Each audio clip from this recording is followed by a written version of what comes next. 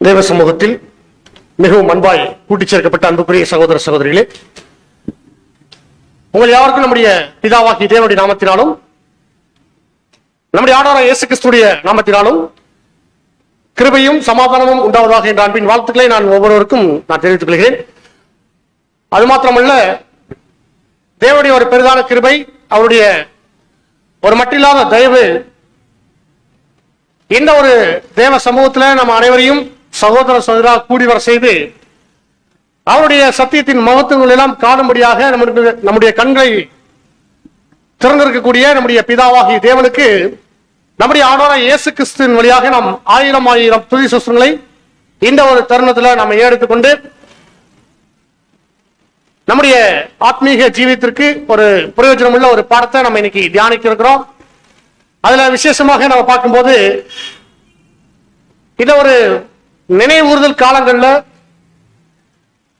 நாம அந்த ஒரு நாளுக்காக கர்த்தருடைய பந்திய அனுசரிப்பதற்காகவும் அதுல நம்ம பங்கெடுக்கிறதுக்காகவும் மனதளவிலையும் உடலளவிலையும் நம்ம தகுதிப்படுத்திக் கொண்டிருப்போம். அதுல ரொம்ப விசேஷமா இந்த வருடத்துல முதல் முறையாக இந்த கர்த்தருடைய பந்தியில பங்கெடுக்கக்கூடிய சகோதர சகோதரிகளுக்கு இது விசேஷித்த ஒரு கர்த்தருடைய பந்தியாக இருக்கும். அவங்களுடைய தனிப்பட்ட ஒரு வாழ்க்கையில அவர்களுக்குமான ஒரு உந்துதலாக கூட இந்த ஒரு பாடம் நமக்கு இருக்கணும் அப்படின்னு நான் விசுவாசிச்சு இந்த ஒரு பாடத்தை நம்ம உங்கள் மத்தியில கொண்டு வந்திருக்கிறோம். அன்பான சகோதர சகோதரிகளே, சவுண்ட் கரெக்டா இருக்குங்களா? நான் பேசுறது எனக்கே கேட்கிற மாதிரி ஒரு கரெக்டா இருக்கா? எனக்கு தான் கேட்கிற மாதிரி இருக்கு.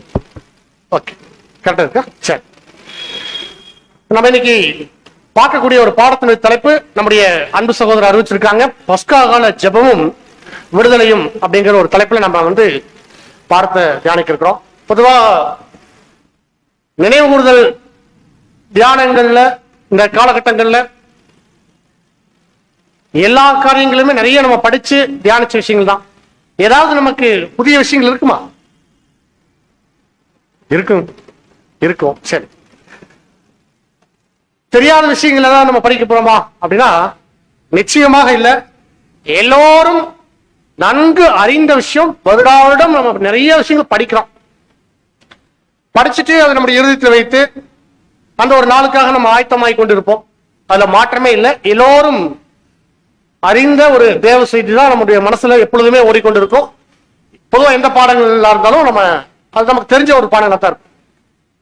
சரிங்க, இப்ப தெரிஞ்ச பாடம் மெமோரியல் காலத்துல எந்த பாடமா இருந்தாலும் நமக்கு தெரிஞ்ச பாடமா தான் இருக்கும். அதுல மாற்றமே இல்லை. நான் கூட எந்த பாடத்தை நம்ம கொண்டு போலாம் மதுரை சகோதரர்களுக்கு அப்படி சொல்லிட்டு அதை குறித்து நம்ம தியானிக்கும் பொழுது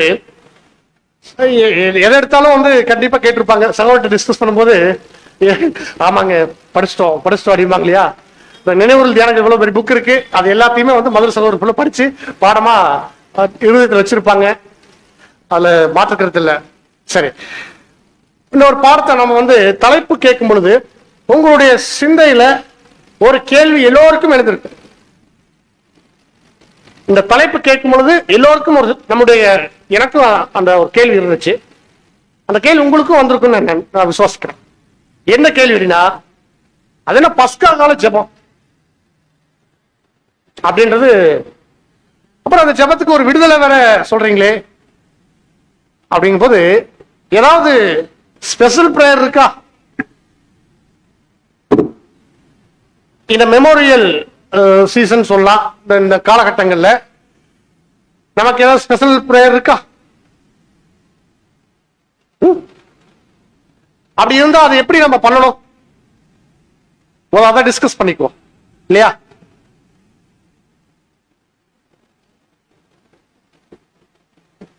நினைவு கூறல் காலங்களில் ஏதாவது ஸ்பெஷல் பிரேயர் இருக்கா அப்படின்னா ஆமா, நிச்சயமா இருக்கு. அந்த பிரேயர் எதை நோக்கி இருக்கணும்?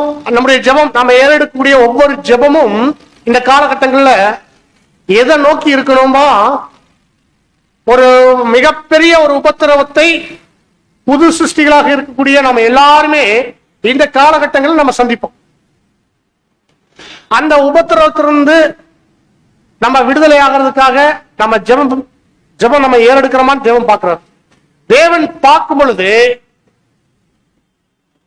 அந்த ஜெபத்தை நம்ம பண்ணிட்டு இருக்கோம் முழு இறுதியத்தோட அப்படின்னா இமிடியேட்டா அதுக்கு பதில் கொடுக்கிறாராம்.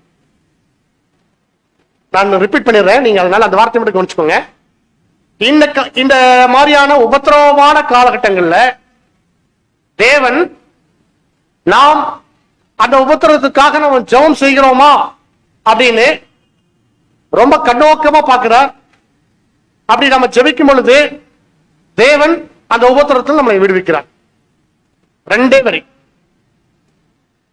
அப்ப உபத்திரவம் இருக்குமா அப்படின்னா நிச்சயமா இருக்கும்.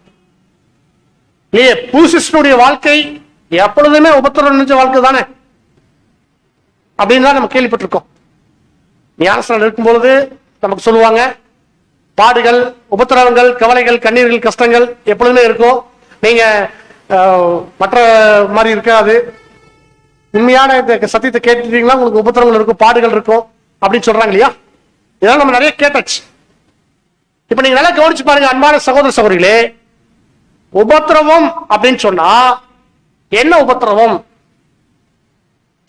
வருஷம் முழுக்க இருக்கும் உபத்திரத்துக்கும் இந்த பஸ்கா காலகட்டங்கள்ல இருக்கக்கூடிய உபத்திரத்துக்கும் என்ன வித்தியாசம்? இதை விளங்கி கொண்டோம்னா நமக்கு எல்லா விஷயம் புரிஞ்சிடும். அதாவது மற்ற நாட்கள்ல நாம உண்மையான சத்தியத்தை கேட்டு அதன்படி வாழணும்னு முயற்சிக்கும் பொழுது நமக்கு அந்த புது சிருஷ்டியுடைய சத்துருக்களா இருக்கக்கூடிய அந்த நான்கும் நம்மள என்ன பண்ண 4 முனை தாக்குதல்கள்ல இருக்கும் எப்பொழுதும். அதுல மாற்றமே இல்லை.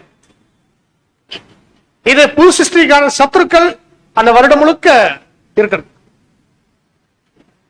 இந்த நினைவுகள் காலகட்டங்கள்ல தேவன் என்ன செய்யறாம அதை விட பல மடங்கு அதிக உபத்திரவத்தை நாம் அடையிறதுக்கு ஒவ்வொருத்தரும் மிகப்பெரிய ஒரு உபத்திரவத்தை சந்திக்கிறதுக்கு தேவன் நமக்கு அனுமதிச்சிட்டார்.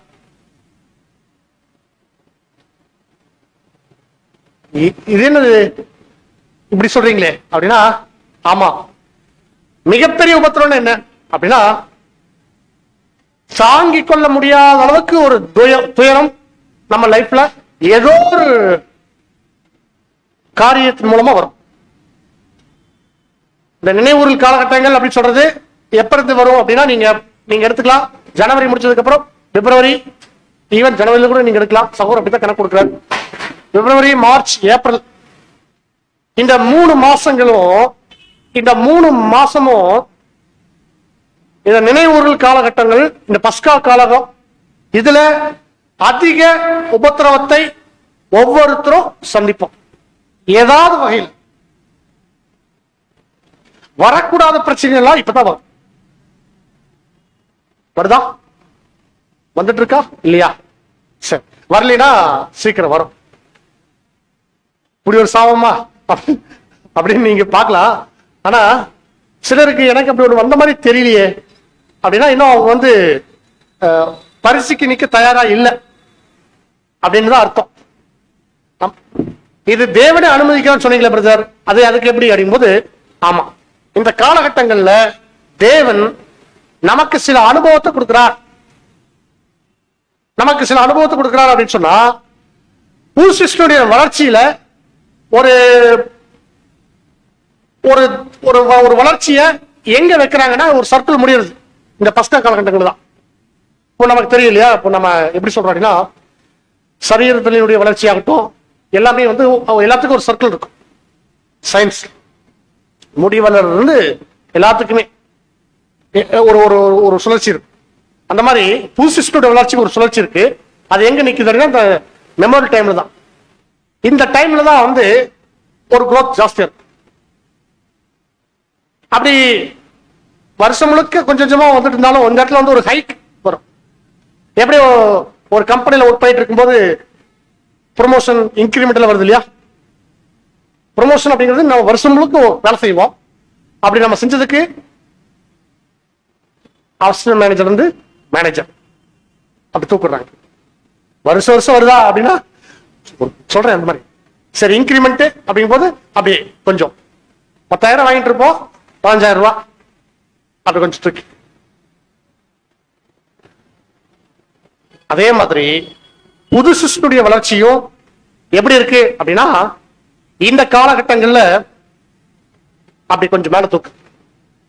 தேவன் எப்படி இப்படி வச்சிருக்காரு அப்படின்னா, அப்படி கொடுக்கறதுக்கு முன்னாடி நம்மள என்ன பண்றாருன்னா, ஒரு புடமிடக்கூடிய ஒரு விஷயம் செஞ்சுதான் இது பண்றாரு.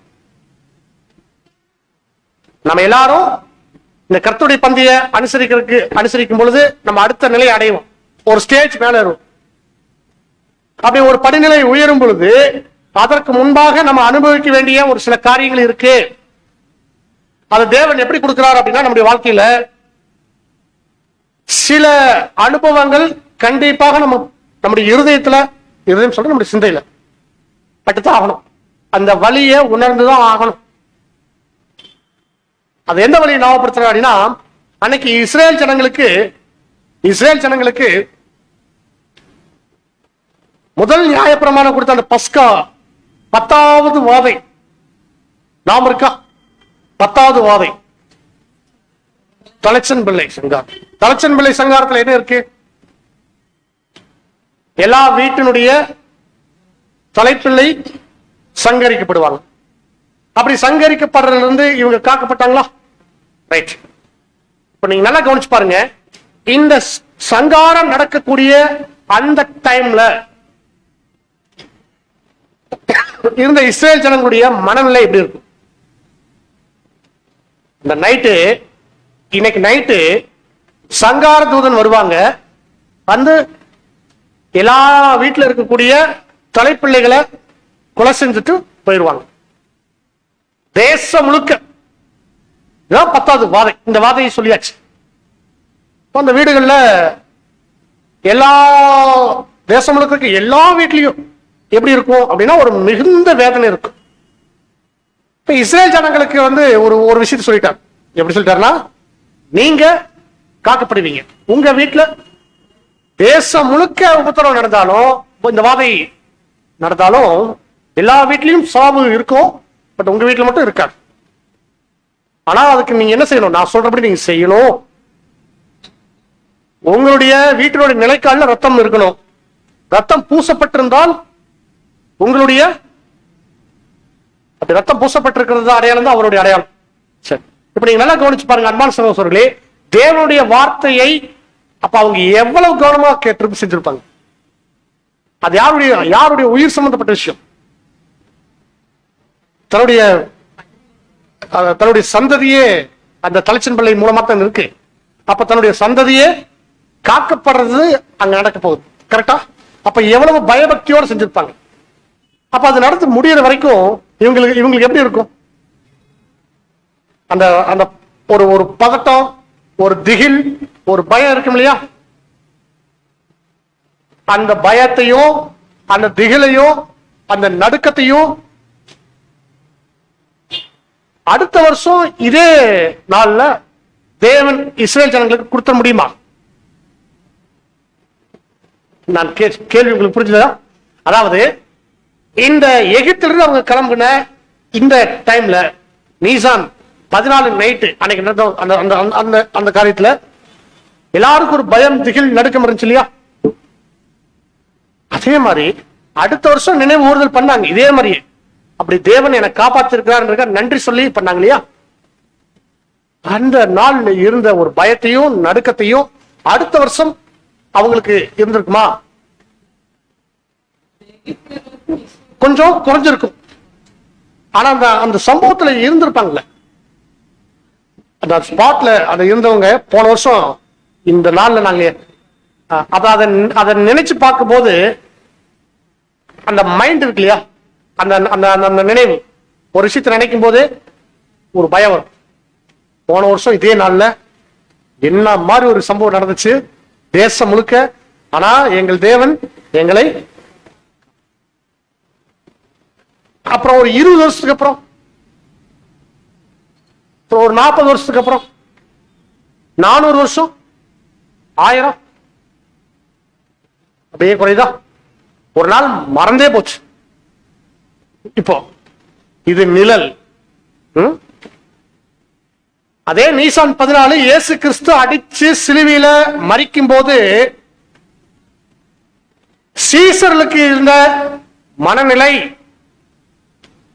12 அப்போஸ்தலர்கள் மாத்திரம் நான் சொல்லல, கூட இருந்த எல்லா சீசர்களுக்கும் இருந்த மனநிலை பயம், திகில், நடுக்கம், ஓடி ஒளியக்கூடிய அளவுக்கு ஒரு மரண பயம் இருந்துச்சு இல்லையா? ஆனா தேவன் அவங்க யார் மேலேயும் கை வைக்கிறதுக்கு விடல, காப்பாத்திட்டாங்க. கரெக்டா? அடுத்த வருஷம் அதே நீசான் 14 சீசர்கள் எல்லாரும் இருந்திருப்பாங்களா? அவங்களுக்கு அதே பயம், அதே திகில், நடுக்கம் இருந்திருக்குமா? குறைஞ்சிருக்குமா? இருந்திருக்கும். எவ்வளவு விஷயம் அது கண்ணை விட்டு போயிருக்காது இல்லையா? கண்ணுக்குள்ளே இருக்குன்னு சொல்லுவாங்க இல்லையா? அவர் மரிச்சது, அவர் வாழ்ந்தது, அவர் பட்ட உபத்திரவம் எங்களுக்காக இறந்திருக்கிறார்.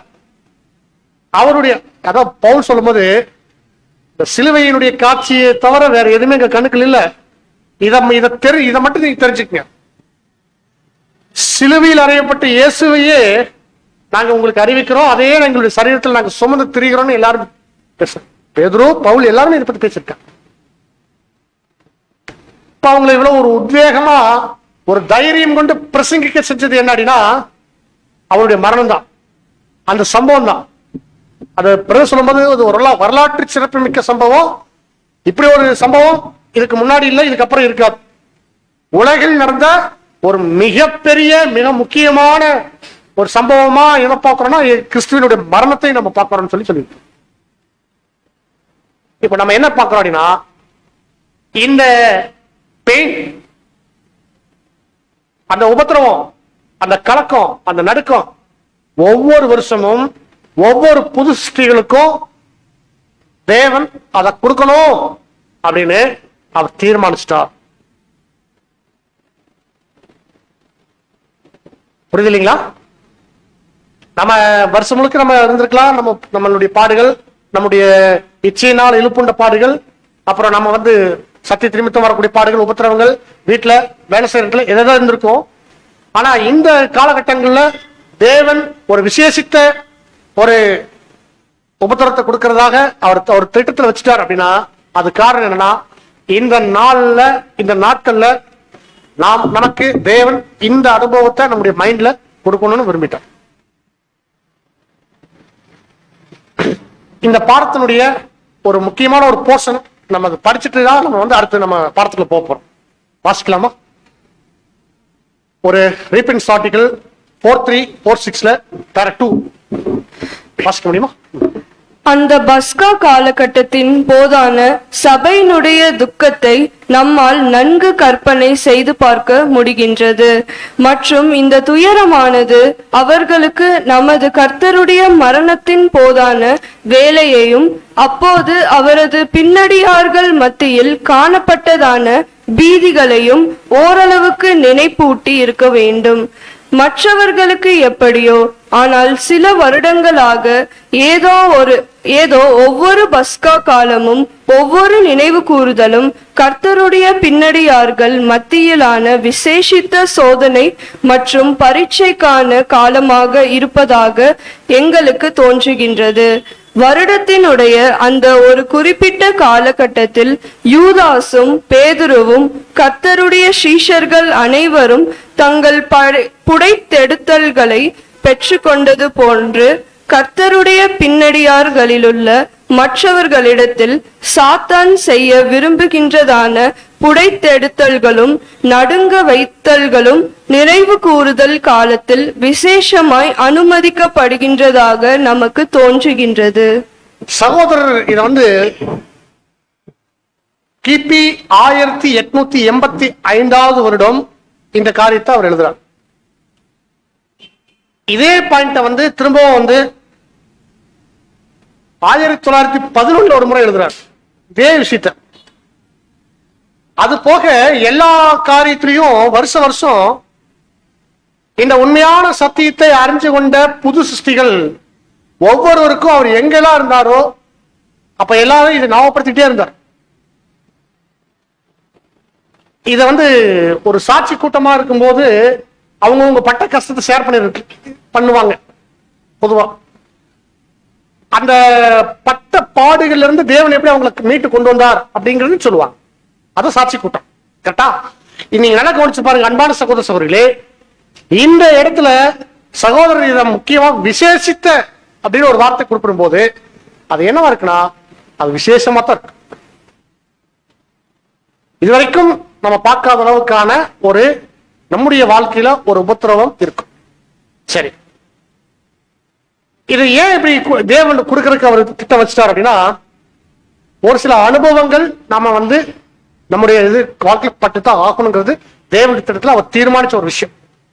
சரி, இப்ப நீங்க எல்லாரும் நீங்க சொல்லுங்க, உபத்திரவம் பாடுகள் அப்படிங்கிற ஒரு விஷயத்தை பொறுத்த வரைக்கும் நம்ம இந்த வார்த்தையா பேசும்போது உபத்திரவப்பட்டு இருக்கிறவங்களுக்கு அந்த பாடுகளுக்குள்ள இருக்கிறவங்களுக்கு எப்படி இருக்குன்னா, ஆமா எனக்கு இந்த மாதிரி நடக்குது சமீபமா இல்ல போன வாரத்துல 10 நாளா ஏதோ பிரச்சனை வருது, வருஷம் இந்த டைம் ஆனாலும் ஏதோ பிரச்சனை வர ஆரம்பிக்குது, அதுக்கு இதான் காரணமா அப்படின்னு புரிஞ்சுக்கலாம். எந்த உத்தரவுமே ஒருத்தருக்கு வரல அப்படின்னா முதல்ல நம்ம என்ன நினைச்சோம்னா ஒருவேளை நம்ம இதுல இல்ல தேவையோட பிளான் எல்லாம் இல்ல போல இருக்கு அப்படின்னு நீங்க நினைச்சுக்க. இன்னும் நமக்கு இப்ப இல்ல அடுத்த வருஷம் இருக்கும் அப்படின்ற மாதிரி நம்ம புரிஞ்சுக்க. அதனால ஒருவேளை நமக்கு தேவன் நமக்கு என்ன பண்ணல கொடுக்கலன்றனால நம்ம இந்த பிளான் நம்ம இல்லையோ அப்படின்னு வேண்டாம். சரி, இப்ப உபத்திரப்படக்கூடியவங்க அது உபத்திரத்தில் இருக்கிறவங்களுக்கு தான் நம்ம அடுத்தடுத்த விஷயங்கள் நம்ம சொல்ல போறோம். நீங்க நல்லா கவனிச்சுக்கோங்க. அடுத்தடுத்து சொல்ல வரக்கூடிய பாயிண்ட் ஒவ்வொரு பாயிண்ட்டுமே நம்ம ரொம்ப கவனமா கவனிக்க வேண்டும். நமக்கு முதல்ல ஒரு உபத்திரம் வரும் பொழுது இந்த டைம்ல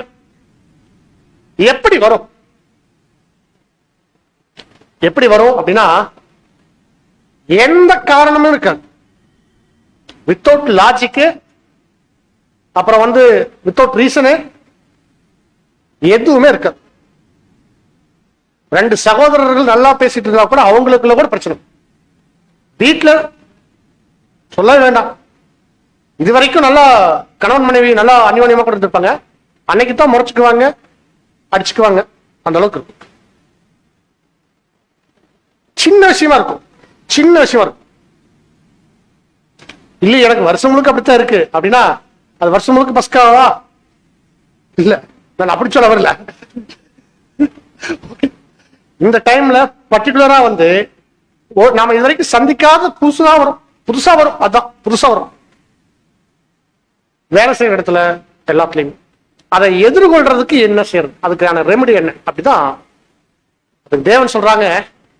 இந்த டைம்ல முதல்ல அந்த உபத்திரம் வரும்போது சாத்தான் ஒரு மனநிலை நமக்கு கொடுப்பாங்களாம, நினைவுகளுக்கு ஆயத்தமாயிட்டு இருக்கும் போது இப்படி ஒரு பிரச்சனையா எனக்கு, எப்படித்தான் நான் கான்செப்ட் பண்ணி படிக்கிறது கேட்கறது, கர்த்தருடைய பந்தி அனுசரிக்கிறது, இப்படி ஒரு பிரச்சனையா எனக்கு அப்படின்னு ஒரு மைண்ட் வரும்போது சாத்தான் கொடுக்கிற விஷயம் என்னன்னா, எல்லாரும் சபையில இந்த டைம்ல ரொம்ப பரிசுத்தமா இருப்பாங்க, நான் தான் எப்படி இருக்கிறேன், இப்படி இருக்கேன், இவ்வளவு பிரச்சனை, இவ்வளவு கஷ்டம், தேவையில்லாத வார்த்தையில என் வாயிலிருந்து வருது அப்படின்னு நம்ம நினைச்சுக்கிட்டு அப்படி நமக்கு ஒரு மைண்ட்ல வரும். இது ஏன் சாத்தான் இந்த மாதிரி கொடுக்குறாங்க அப்படின்னா, அந்த பந்தியில நம்ம கை வைக்கிறதுக்கு நம்ம பாத்திரவான்கள் இல்ல அப்படின்னு நம்முடைய ஒரு இதை கான்பிடன்ஸ் சொல்லுவாங்க இல்லையா, அதை நமக்கு ஒரு பெரிய ஒரு குற்ற உணர்ச்சியை நம்முடைய மனசுல ஏற்படுத்துறத சாத்தானுடைய நோக்கம். இந்த பந்தியில நான் கை வைக்கிறதுக்கு நான் அபாத்திரனாக இருக்கிறேன் அப்படின்னு பண்றது அவனுடைய நோக்கமா இருக்கு. 1. 2வது, இப்பதான் என்னது நான் சொன்ன ப்ரொமோஷன் டைம், இன்கிரிமெண்ட் டைம். இந்த டைம்ல சிக்கிட்டா போச்சா அப்படின்ற மாதிரி நினைப்போம் இல்லையா, ஏதாவது சின்ன ஒரு பெட்டி கேஸ் கூட வரக்கூடாதுன்னு நினைப்போம் இல்லையா, அப்பதான் வரும். இது சாத்தான் நம்ம கொடுக்கிற விஷயம். தேவன் என்ன எதிர்பார்க்கிறாராம, அப்படி பிரச்சனை கொடுத்த உடனே நம்முடைய மைண்டு எதையும் யோசிக்காம முதல்ல நம்மளை தேடி ஓடி வர்றாங்களா அப்படின்னு தேவன் பார்க்க. இப்ப நான் சொல்லிட்டு இருக்கிறது பிரதரோட ரைட்டிங்ஸ், வசனம் எல்லாமே அப்படிதான் பார்க்க போறோம். இதுக்கு முன்னாடி இவ்வளவு அறிமுகம் எதுக்காகனா நீங்க அந்த புரிதலுக்கு வந்துடணும்ன்றாங்க. தேவன் என்ன தேடி வர்றாங்களா இந்த உபத்திரம் வந்த உடனே அப்படின்னு தேவன் ஏன் பார்க்கிறாருன்னா, தேவனை நம்ம தேடுறதுக்கு மனசே போக விடாத அளவுக்கு சாத்தான் சுத்தி வேலி அடைச்சு பிடிச்சிச்சு. இந்த உபத்திர காலகட்டங்கள் அப்படித்தான் இருக்கும். அதை மீறித்தான் நம்ம என்ன செய்யணுமா, வரணுமா. அப்ப தேவனை நோக்கி தேடி ஓடி அவர் தேடுறதுன்னா என்ன அப்படின்னா, இந்த டைம்ல முதல்ல நாம பண்ணக்கூடிய ஜெபம். இந்த காலகட்டத்தில் நம்ம பண்ணக்கூடிய ஜெபத்துக்கு உடனே ரிப்ளை கிடைக்கும். ஒரு வசனம் வாசிக்கணும். லூக்கா 21:36. லூக்கா 21:36. ஆகையால் இனி சம்பவிக்க போகிற இவைகளுக்கெல்லாம் நீங்கள் தப்பி மனுஷகுமாரனுக்கு முன்பாக நிற்க பாத்திரவான்களாக எண்ணப்படுவதற்கு எப்பொழுதும் ஜெபம் பண்ணி விழித்திருங்கள் என்றார். ஆண்டவர் சொல்லும் போது சீசர்களுக்கு எப்படி சொல்றாருன்னா, இன்னை நடக்க போற விஷயத்துக்கு நாம என்ன ஆகணும், தப்பிக்கணும். அப்படின்னா என்ன அர்த்தம்? இனி நடக்க போற விஷயம்னா அவருடைய வாழ்க்கையினுடைய இறுதி காலம். இந்த காலகட்டம் எப்படி இருக்குன்னா, மிகப்பெரிய ஒரு உபத்திரவத்துக்குள்ள நம்ம போக போறோம். முதல் புது சிருஷ்டி நமக்கு மாதிரியா இருக்கிறது நம்முடைய ஆண்டவர். நம்முடைய ஆண்டவருக்கும் இந்த காலகட்டங்கள்ல உபத்திரவம் வந்திருக்கு. அந்த உபத்திரத்தின் மூலமா அவர் ஜெயிச்சு ஜெயம் கொண்டு ப்ரொமோட் ஆகிறார். நான் சொல்றது உங்களுக்கு புரிஞ்சிருக்கும். இந்த மெமோரியல் அப்படின்னு சொல்ல அந்த பஸ்கா காலகட்டங்கள் அவருக்கு இருந்திருக்கு. அந்த பஸ்கா காலகட்டங்கள் தான் அவர் மிகப்பெரிய உபத்திரத்தை சந்திக்கிறார். அதுல கரெக்டா ஜெயம் கொள்ளும் பொழுது அவர் ப்ரொமோட் ஆகிறார். அப்படின்னா பரலோகத்துக்கு ஏறி போகிறார். சக்சஸ்ஃபுல்லா அதை முடிச்சுட்டு போறார். அந்த ப்ரமோஷன் வாங்கிக்கிறார். இது யாருக்கும் இருக்குன்னா சீசர்களுக்கும் இருக்கு. அப்ப என்ன பண்ணணும்னா, நமக்கு இப்படி ஒரு பிரச்சனை வரப்போகுது அப்படிங்கிறது தெரியாம சீசர்கள் இருக்காங்க. நமக்கு இப்படி ஒரு பிரச்சனை வரப்போகுது, பஸ்கா காலகட்டங்கள் இப்படி உபத்திரம் சந்திப்போம். இந்த உபத்திரமே எதுக்காக அப்படின்னா நம்ம அடுத்த கட்டத்துக்கு உயர்த்திற்காக. அதை புரிஞ்சுக்கிட்டு அதை ரிசீவ் பண்ணணும் இல்லையா. அந்த உபத்திரத்தை எப்படி எதிர்கொள்ளணும் அப்படிங்கிறதுக்கு அது ஒரு ஜெபத்தோட எதிர்கொள்ளும் போது நாம் எப்படி காக்கப்படுறோம் அப்படின்னா, அந்த உபத்திரவங்களையும் அந்த பாடுகளையும் நம்முடைய சிந்தையில அந்த அனுபவத்தை மாத்திரம் வாங்கிட்டு அதுல கொஞ்சம் கூட நமக்கு என்ன ஆகாது அப்படின்னா, நம்முடைய ஆவிக்குரிய வாழ்க்கை டேமேஜ் ஆகாது. அதுக்கு மாறா ஆவிக்குரிய வாழ்க்கை உயர்த்தி காணப்படும். இதை எப்படியாவது கிறிஸ்து சீசர்களுக்கு புரிய வச்சிடணும்னு முயற்சி செஞ்சார். அப்படி அவர் பட்ட பிரயாசத்துல வந்த வசனங்கள் தான் இதெல்லாம். அது மட்டும் இல்ல, கெத்செமனேல அவர் என்ன சொன்னார்னா, நீங்கள் அப்படின்னா சீசர்கள். அது இன்னைக்கு நம்மளும் பொருந்துவோம். சோதனைக்கு உட்படாதபடிக்கு விழித்திருந்து ஜெபம் பண்ணுங்கள். அப்போ நம்ம ஜெபம் பண்றதுனால அந்த சோதனையிலிருந்து நம்ம தப்பிச்சுக்கிறோமா? ஆமா. அப்படி சோதனை தப்பிக்கும் போது தேவன் தப்பிக்கு வல்லவரா இருக்கிறார். அது நம்ம என்ன சொல்லணும், ஜெபம் பண்ணணும். அப்படி ஜெபம் பண்ணாம விட்டுட்டோம் அப்படின்னாலே என்ன ஆயிரும் அப்படின்னா, அது அந்த தேவனை தேடி போகலன்னா இதுக்கு ஒரு விடுதலை கிடைக்கவே செய்யாது. ஒரு பிரச்சனையில் நம்ம சிக்கிட்டோம் அப்படின்னா, ஒரு மேல ஒரு கேஸ், ஒரு எஃப்ஐஆர் பண்ணிட்டாங்க, கேஸ் பண்ணிட்டாங்க. வேகமா ஓடிப்போய் ஒரு லாயரை பார்த்து எனக்கு என்ன பண்ணுங்க, ஒரு விடுதலை வாங்கி கொடுங்க அப்படின்னு சொல்லி நம்ம சொல்லுவோம் இல்லையா. அப்படி போறோம். அப்ப என்ன பண்ணுவோம், மெதுவா போவோம். அப்படின்னா நமக்கு விடுதலை கிடைக்குமா? கிடைக்காது. அப்ப என்ன பண்ணுவோம், அந்த சிறையிலே இருப்போம். அப்போ நமக்கு விடுதலை எப்ப கிடைக்குது அப்படின்னா, நம்ம எவ்வளவு துரிதமா நம்ம செயல்படுறோமோ அவ்வளவு சீக்கிரம் நமக்கு கிடைக்கும். நாம ரொம்ப நிறைய டைம் எடுத்துக்கிட்டோம், இதை பத்தி என்ன நடக்குதுன்னு தெரியல அப்படின்னு நம்ம இருக்கிறோம் அப்படின்னா நமக்கு விடுதலை லேட்டா. இது முக்கியமா சொல்லணும்னா, இது தேவனுடைய திட்டத்தில் இருக்கு. அதுக்கு சாட்சி என்ன அப்படிங்கும் போது, கிறிஸ்து பேசுற பேதுருட்ட பேசுற விஷயம் தான். சகோதரி இது வாசிங்க. வாசிக்கும் போது அவர் எப்படி சொல்றாரு அப்படின்னா, இது பேதுருக்கு மாத்திரம் சொன்ன மாதிரி இருக்கும் வசனத்தில் பார்க்கும்போது. ஆனா நீங்க நல்லா கவனிச்சு பாருங்க, அது எல்லாருக்கும் அப்படிங்கறது நீங்க வசனம் படிக்கும் உங்களுக்கு புரிஞ்சிடும். வாசிங்க. லூக்கா 22:31 முதல். பின்னும் கர்த்தர் சீமோனே சீமோனே, இதோ கோதுமையை சுலகினால் புடைக்கிறது போல சாத்தான் உங்களை புடைக்கிறதற்கு உத்தரவு கேட்டுக்கொண்டான். நானோ உன் விசுவாசம் ஒளிந்து போகாதபடிக்கு உனக்காக வேண்டிக் கொண்டேன். நீ குணப்பட்ட பின்பு உன் சகோதரரை ஸ்திரப்படுத்து என்றார். 31வது வசனத்தை நீங்க நல்லா கவனிச்சு பாருங்க. ஆண்டவர் சொல்றாங்க, சீமோனே சீமோனே, உங்களை கோதுமை, அது என்ன கோதுமை சுலக்கினால் அந்த பதர் நீக்கிறது தானே, பதரா தட்டி அந்த கோதுமைக்கு மேல ஒரு லேயர் இருக்கும். அந்த லேயர் என்ன பண்ணணும், நீ வெளியே எடுக்கணும். அதுக்கு என்ன பண்ணுவாங்க, வச்சு தட்டு அடிச்சு வெளியே நீக்கிறது. கரெக்டா? ரைட். அதுக்கு யார் பர்மிஷன் வாங்கியிருக்கா?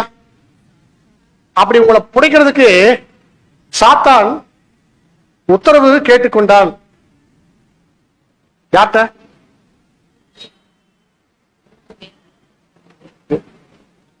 இத படிக்கும் போது ஏங்க அவன் சாத்தான் தான் கேட்டா நீங்க கொடுக்கறதா அப்படி அவன் கேப்பா, நீங்க ஏன் கொடுக்குறீங்க இதுக்கெல்லாம் அப்படின்ற மாதிரி தான் நமக்கு தோணுது.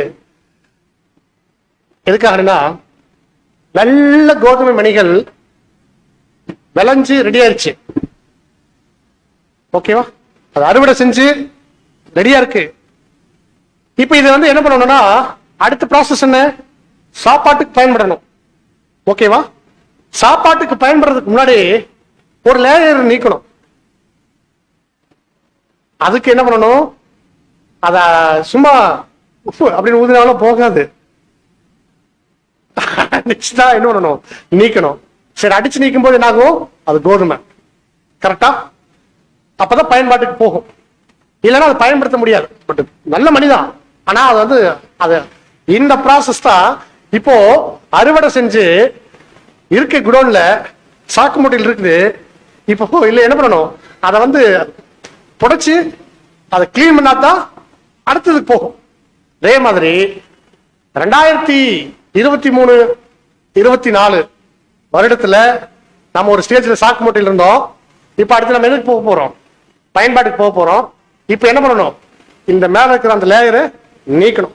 நம்ம மேல இருக்குது கரை, திரை, பாவம், அசுத்தம் எல்லாமே இருக்கு. அப்ப அதை என்ன பண்ணணும், தேவன் சுத்திகரிக்கிறது. அது பெரிய பாவம் இல்லை, அது இருக்கும். கோதுமைனா இருக்குதான் செய்யும், கோதுமை மணினா இருக்குதான் செய்யும். அது என்ன பண்ணணும், அது சரிபடுத்த ஆகணும்.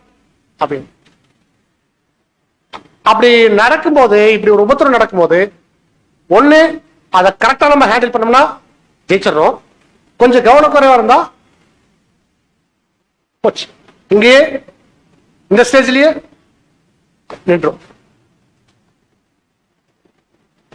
இப்ப நம்ம என்ன பண்ண போறோம்னா, இந்த இது வரைக்கும் நம்ம பார்த்த இந்த கான்செப்டுக்கு ஒரு அருமையான உதாரணம் நம்முடைய வேதாகமத்தில் இருக்கு. இப்ப நம்ம அதை பார்க்க போறோம். அது கொஞ்சம் கிளாஸ் சொல்லுவாங்க இல்லையா, அந்த மாதிரி.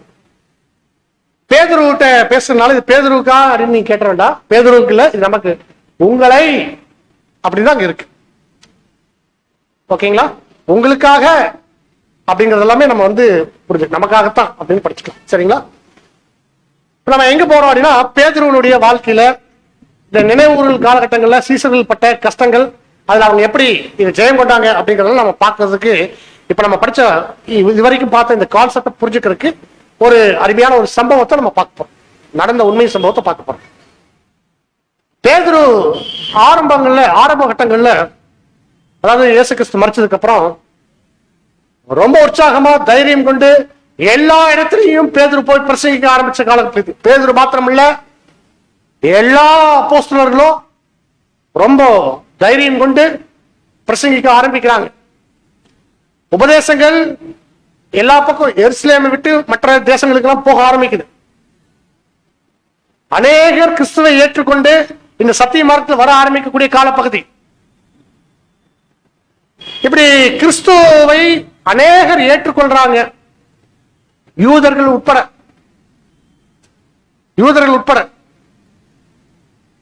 அன்னைக்கு இருந்த ஆளுகையில் இருந்தவங்க, இயேசு கிறிஸ்து சிலுவையில அடிச்சு சாகடிச்சாச்சு, அவரோட அவருடைய பிரச்சனையே முடிஞ்சது அப்படின்னு நினைச்சோம். ஒரு இயேசுவை கொலை செய்தால் இங்க 1000 இயேசுகள் உருவாகிறாங்களே அப்படின்னு அவங்களுக்கு எல்லாம் பிரச்சனை இருந்துச்சு. இப்ப எப்படி இது எல்லாத்தையும் வந்து பண்றது அப்படின்ட்டு, எப்படி தடுக்கிறது அப்படின்னு அவங்களுக்கு ஒரு பயம் இருந்துச்சு. இயேசுவை குறித்து பிரசங்கிக்கிறவங்கள மேல ரொம்ப ரொம்ப அதிகமான கடுமையான தண்டனைகள், அதுல முக்கியமா மரண தண்டனைகள், வித்தவுட் என்கொயரி, டெத்.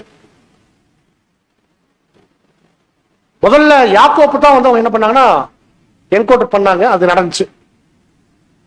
அந்த டைம்ல தான் நம்ம பார்க்கிறோம். இது அப்போஸ்தலர் 12ஆம் அதிகாரம், எல்லாருக்கும் நல்லா தெரிஞ்ச விஷயம். இப்ப யாக்கோப்பு இல்ல, யாக்கோப்பு என்ன பண்ணியாச்சு, கொலை செய்யப்பட்டாச்சு. அடுத்தது யாக்கோப்பை கொலை செய்ததுக்கு அப்புறம், அந்த யாக்கோப்பினுடைய டெத்துக்கு அப்புறம் சில யூதர்கள் பயப்பட ஆரம்பிச்சாங்க. ஒருத்தர் போட்டாச்சு, கிறிஸ்துவை பத்தி பிரசங்கிச்சா நமக்கு இது போன்ற மரணம் வரும் அப்படின்னு எல்லாத்துக்கும் ஒரு பயம் வந்துச்சு. அப்ப எல்லாம் நிறைய பேர் பின்வாங்க ஆரம்பிச்சாங்க.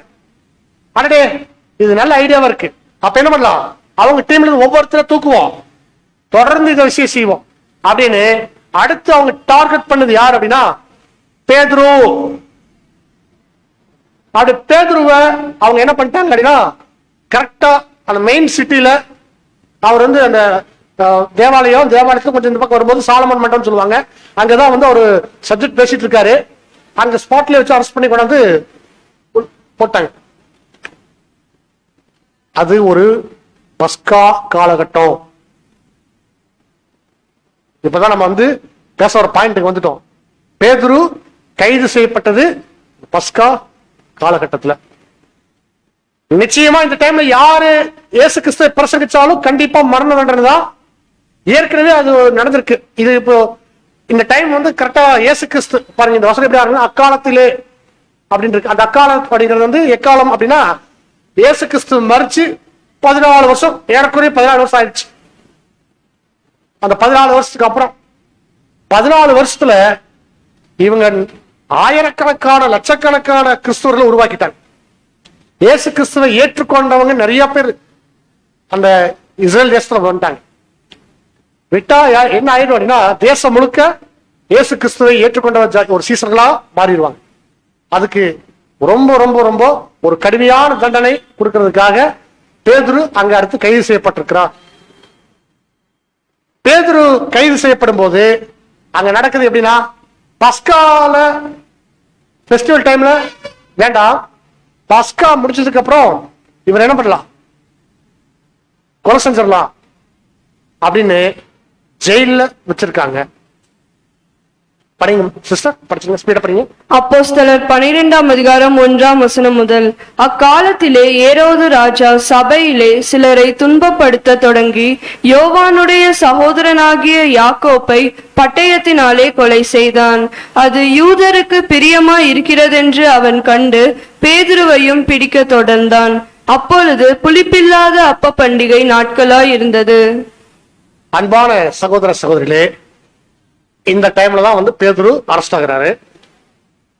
அவரை என்ன எப்படி அரெஸ்ட் பண்ணி உள்ள ஜெயில வந்து வச்சிருக்காங்க அப்படின்னா, ஒரு ஸ்பெஷல் பாதுகாப்பு, அந்த ஸ்பெஷல் ப்ரொடெக்ஷன் எப்படி இருக்குன்னா, அவரை சங்கிலியில கட்டி 4 போலீஸ் இருப்பாங்க. 4 பேருமே ஷிஃப்ட் வைஸ்ல மாறிட்டே இருப்பாங்க, எப்பொழுதுமே இருப்பாங்க. என்ன சொல்ல போனா, இந்த பக்கம் சங்கிலி கட்டி அது இன்னொருத்தோட கையில இருக்கும், இந்த பக்கம் சங்கிலி கட்டி அது இன்னொரு போலீஸோட கையில இருக்கும். நீங்க அந்த பிக்சர்ல பாக்குறீங்களா, அந்த மாதிரிதான் இருக்கும். இது எப்பொழுதுமே என்ன சொல்ல போனா, அந்த கால் கூட கட்டி இருக்கலாம் அப்படின்னு சொல்றாங்க.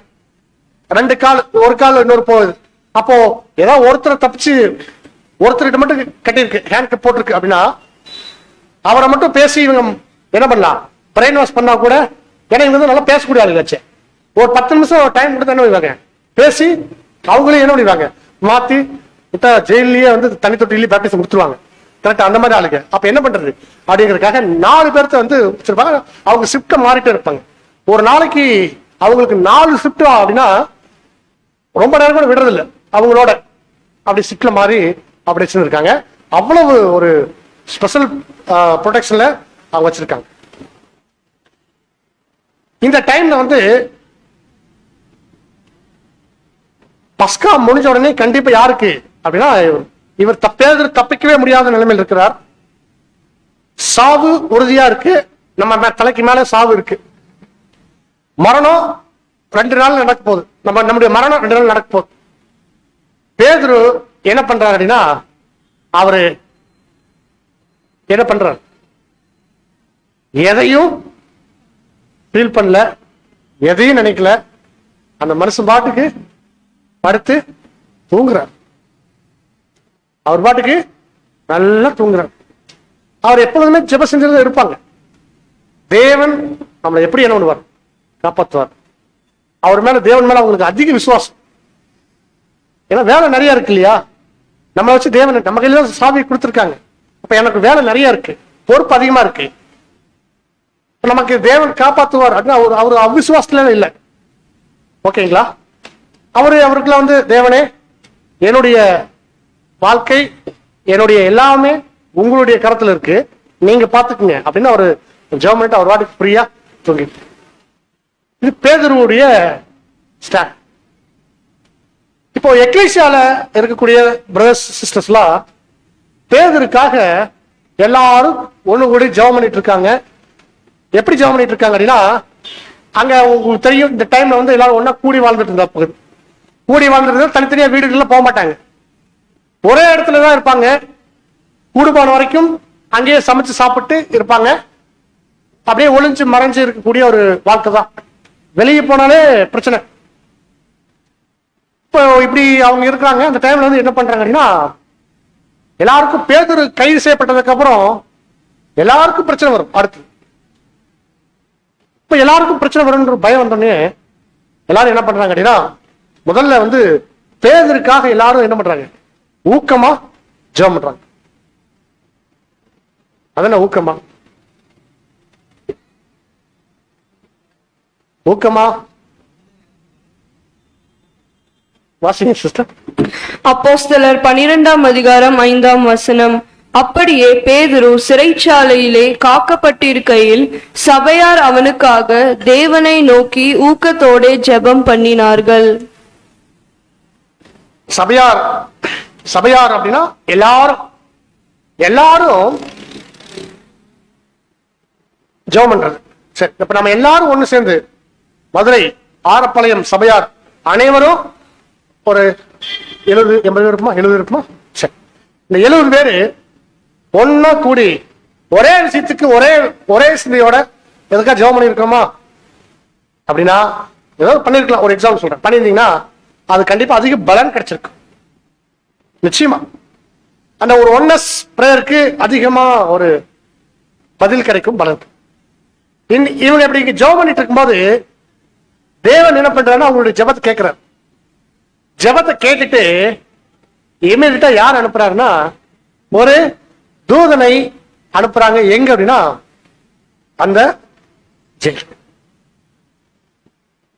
ஜெயில அவர் வந்து அங்க கைது செய்யப்பட்டு இருக்கிறாரு. தூதன் அங்க போய் நிற்கும் போது அந்த காட்சியை நீங்க இமேஜின் பண்ணி பாருங்க. தூதன் அப்படின்னு சொல்லும் போது ஒரு வித்தியாசமான தோற்றம் இருக்குமா?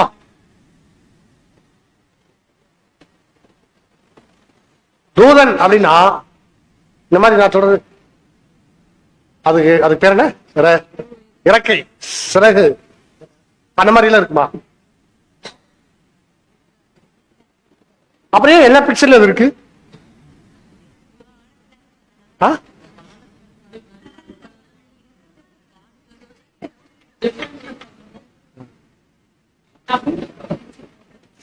கடவுள் ஒரு பிரதர் கேட்டாரு, பூச பேப்டிஸ்ட் தூதன் சொல்றாங்க ரெக்கைக்கானா அப்படின்னு. அந்த தூதன்னா இதெல்லாம் இருக்கணும்ன்ற மாதிரி எல்லாம் ஒரு எல்லாத்துக்கும் ஒரு இமேஜினேஷன் இருக்கு. அப்படி இல்லை. தூதன் அப்படிங்கிறது போன பாடத்துல நம்ம பார்த்த மாதிரி தான். தூதன் அது எப்படி வேணா இருக்கலாம், யாரா வேணா இருக்கலாம். தூதன் வந்து பேதுருவை அங்க காப்பாத்தி கூட்டிட்டு போறதா சீன். அடுத்து தூதன் எப்படி வர்றாரு, தேவன் எப்படி தூதன் அங்க அனுப்பிச்சார். ஏங்க நீங்க வந்து முதலாம் உலகம் அப்படின்னா கூட பரவாயில்ல, முதலாம் உலகம் சொன்னா பரவாயில்ல, அங்க அந்த உலகத்தை வந்து தேவன் தூதர்களுக்கு கீழ்ப்படுத்தி இருந்தார்.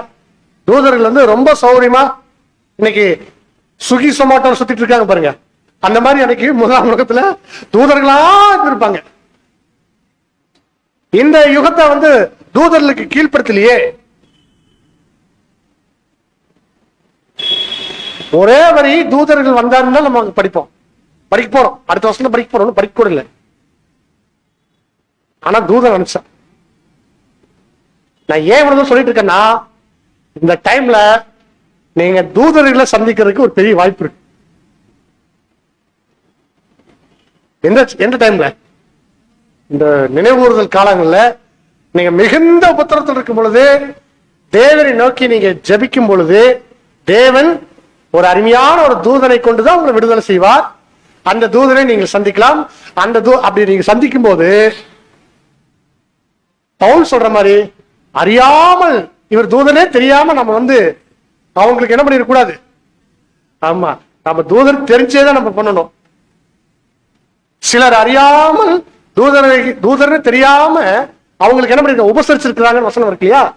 நீங்க உபசரிப்பீங்க தூதரை, ஏன்னா உங்களை வந்து அவங்க விடுவிக்கிறாங்க. தேவன் அனுப்பிச்சுட்டு இருக்காரு. அவர் தான் தூதன்கிறத நீங்க வந்து என்ன பண்ணிருங்க, ரியலைஸ் பண்ணிருங்க.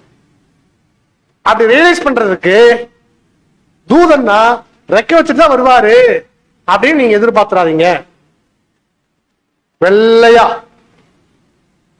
ஒசரமா அப்படியே நல்ல 10-15 LED லைட் போட்ட மாதிரி பிரகாசமா அப்படின்னு என்ன பண்ணிட வேண்டாம், எதிர்பார்த்துட வேண்டாம்.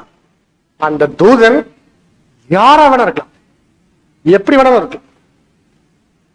ஒரே ஒரு வசனமா இருக்கலாம், வேத வசனமா இருக்கலாம், ஒரே ஒரு வேத வசனமா இருக்கலாம், இல்ல யாரோ ஒருத்தர் முகம் தெரியாத நபரா இருக்கலாம்.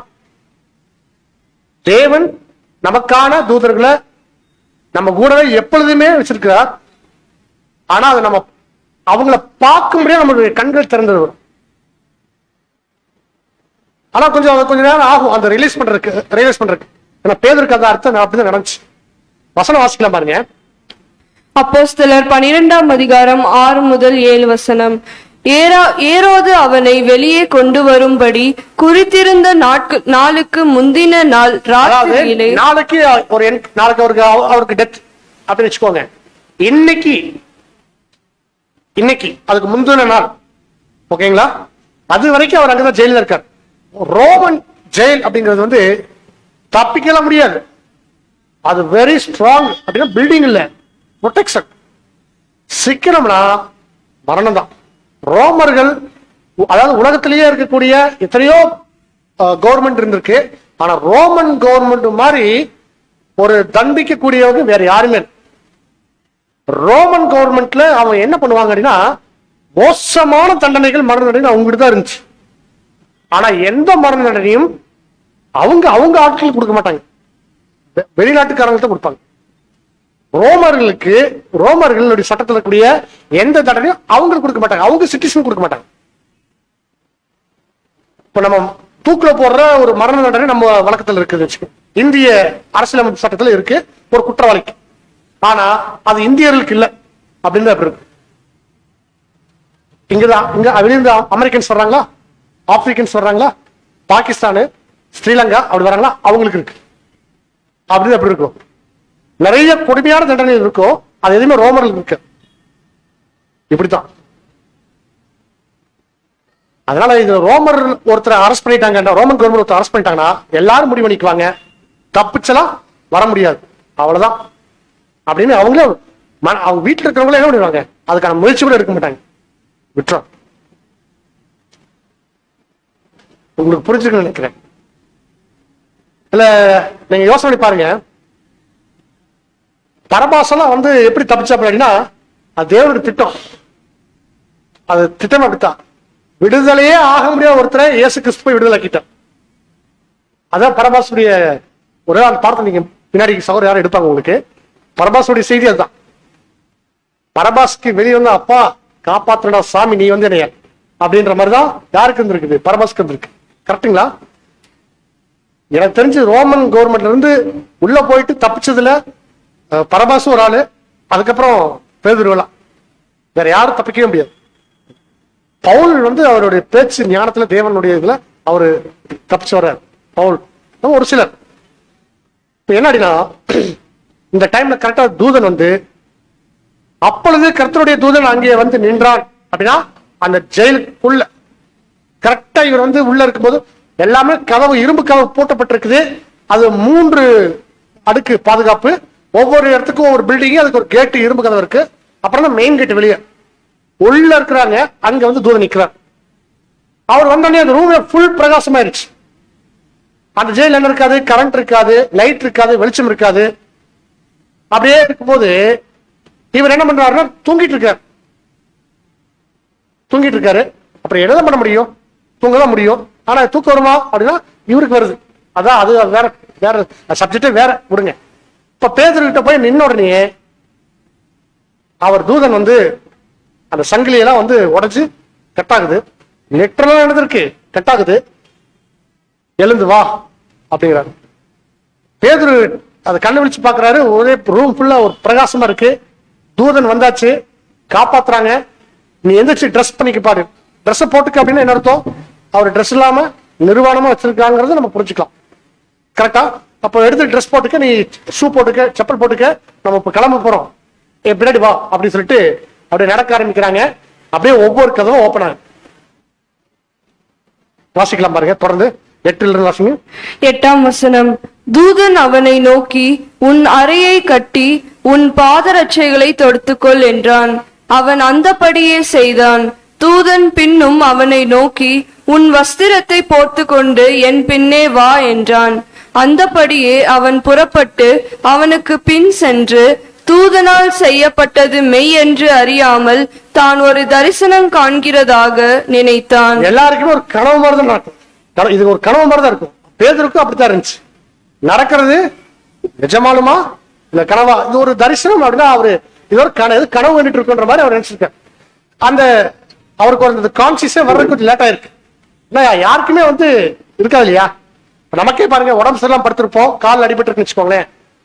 அப்படியே அப்பதான் நல்லா நடக்கிற மாதிரி, ஓடுற மாதிரி, தாண்டுற மாதிரி எல்லாம் நமக்கு அப்படி இருக்கும். கரெக்டா? அந்த மாதிரிலாம் இருக்கு.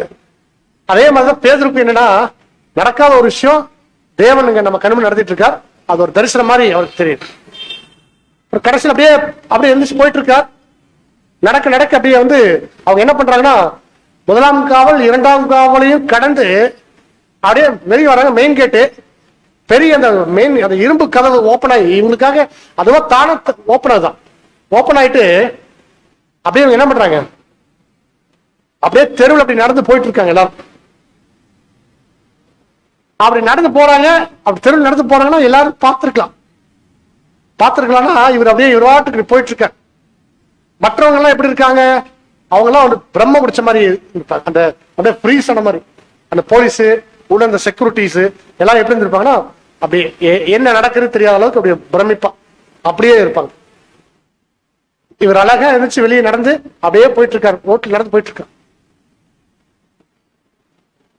பேதுருக்கு என்ன ஆயிடுச்சு அப்படின்னா, நல்லா தெரிஞ்சிருச்சு, எல்லாமே நல்லா தெரிஞ்சிருச்சு. அப்புறம் புரிஞ்சுக்கிட்டாரு, தேவன் என்ன பண்ணிட்டாரு, நம்மளை வந்து காப்பாத்திட்டாரு. 11 வாசிங்க சகோதரி. அப்போஸ்தலர் 12ஆம் அதிகாரம் 11ஆம் வசனம் முதல். பேதுருவுக்கு தெளிவு வந்தபோது, ஏரோதின் கைக்கும் யூத ஜனங்களின் எண்ணங்களுக்கும் என்னை விடுதலையாக்கும்படிக்கு கர்த்தர் தம்முடைய தூதனை அனுப்பினார் என்று நான் இப்பொழுது மெய்யாய் அறிந்திருக்கிறேன் என்றான். அவன் இப்படி நிச்சயித்து கொண்டு மார்க்கு என்னும் பெயர் கொண்ட யோவானுடைய தாயாகிய மரியாள் வீட்டுக்கு வந்தான். அங்கே அநேகர் கூடி ஜெபம் பண்ணி கொண்டிருந்தார்கள். 11ல நீங்க கவனிங்க, அவர் பேதுரு எப்படி அவர் மைண்ட்ல வந்து ஒரு விட்னஸ் பண்றாருன்னா, ஏரோதுடைய கைக்கும் யூத ஜனங்களுடைய எண்ணங்களுக்கும் என்ன விடுதலை ஆக்கினார். 2 விஷயத்துல இருந்து. ஒண்ணு, ஏரோது கிட்ட மாட்டுனா, ஏரோது அகரிப்பா, கிங் அகரிப்பா, 1ஆம் அகரிப்பா, தமிழ்ல சொல்லணும் அகரிப்பா ஃபர்ஸ்ட் கிங். இவங்கிட்ட மாட்டுனா சொன்ன ரோமர் கையில மாட்டுனா டெத் தான், டெட் பாடி தான் வெளியே வரும். நேரம் மார்ச்ல போய் பாடி வாங்கிக்கும், அப்படிதான் இருக்கும். ஆனா இங்க பாருங்க, ஏரோதுடைய கைக்கும் யூத ஜனங்களுடைய எண்ணங்களுக்கு, யூத ஜனங்களுடைய எண்ணம் என்ன? இவங்க கிட்ட எல்லாம் மாட்டுறா தப்பிக்கவே முடியாதுங்கிற அவங்களுடைய எண்ணத்துக்கும் தேவன் என்ன பண்ணிட்டார்? அது மட்டும் இல்ல, யூத ஜனங்கள் கொஞ்சம் பேரு அப்ப என்ன பண்ணிட்டாங்க, பயந்தே இந்த கிறிஸ்துவை ஏற்றுக்கொள்றதுக்கு மனசுல இருந்தாலும் இதுக்கு இவங்களுக்கு பயந்துகிட்டே என்ன பண்ணாரு? இது இப்படி கூட நீங்க புரிஞ்சுக்கலாம். யூத ஜனங்களுக்கு ஒரு பயம் இருந்துச்சு ரோமர்கள் மேல. நாம ஏதாவது கிறிஸ்துவை ஏற்றுக்கொண்டு ஒரு கிறிஸ்துவர்களா மாறும்போது ரோமர்கள் நம்மளை கைது செஞ்சாலும் நமக்கு நம்மளே கொலை செஞ்சிடணும் பயந்துகிட்டே என்ன பண்ணிருக்கான். ஆனா அந்த பயம் கூட போயிருச்சு. யார் மூலமா? பேதுருடைய விடுதலை மூலம். அன்பான சகோதரர்களே, இப்ப விடுதலை ஆயாச்சு. இப்ப நேரம் எங்க போறாரு? எக்லிசியாக்கு தான் போறாரு. அங்கதான் எங்க சகோதரர்கள் கொண்டு கூடியிருக்காங்க, அது எக்லிசியா. கரெக்டா அந்த மேல் வீட்டறையில மார்க்கனுடைய தாயார் அவங்கதான் வந்து அவங்களுடைய இடத்த எக்லிசியாக்க கொடுத்துருந்தாங்க. அங்கதான் வந்து எல்லாருமே கூடியிருப்பாங்க. அங்க போகிறார். போகும்போது அதுக்கப்புறம் நடந்த சம்பவம் உங்களுக்கு தெரியும். ஒரு வெளியே நின்று கதவை தட்டுவார். ஏன்னா எல்லாருமே கதவை சாத்திட்டு உள்ள இருக்கிறாங்க. கதவை தட்டுறா வெளியே இருந்து ஒரு சின்ன பொண்ணு, நம்ம சகோதரிகள் மாதிரி சின்ன பொண்ணு வந்து யாரு அப்படின்னு கேட்கிறேன். கதவை திறந்து யாரு அப்படின்னு சொல்லி என்ன பண்ண மாட்டாங்க, பார்க்கல. யாரு அப்படின்னு கேட்கறாங்க. எல்லாருக்கும் பேதுரு ஜெயில் இருக்காரு, பயம், அடுத்து நமக்கு என்ன ஆகுமோ அப்படின்ற மாதிரி. போலீஸ் எந்த நேரம் தேடிட்டு நமக்கு வரலாம், பயம் இருக்கு இல்லையா? இப்போ அப்படியே யாரு அப்படின்னு கேட்குது அந்த பொண்ணு. கேட்கும்போது அந்த பொண்ணு பேர் ரோதை,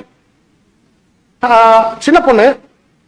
அப்படி கேட்டுட்டு பேதுரு அம்மா கதை தரமா அப்படின்னு சொன்னோடனே அந்த பொண்ணு வாய்ஸ் ரெகனைஸ் பண்ணிடுச்சு. யாரும் தெரிஞ்சிச்சு, கதவு திறக்க வேண்டியதானே. பேதுரு மாமாட்டு உள்ள ஓடிடுச்சு. கதவு திறக்கல, உள்ள போய் உள்ள இருக்கிற சொல்ல போயிடுச்சு. அங்கிள் வந்துட்டாரு அந்த மாதிரி சொல்லிருக்கணும். சொல்ல அவங்க வந்து இந்த அம்மா இந்த பொண்ணு என்ன பண்ணுது, பிதற்றுகிறாய் அப்படின்ட்டாங்க. அப்படின்னா உளறதுதான். சரி, உளறன்னு வச்சுக்குவோம். ஏன் அப்படி சொன்னாங்க?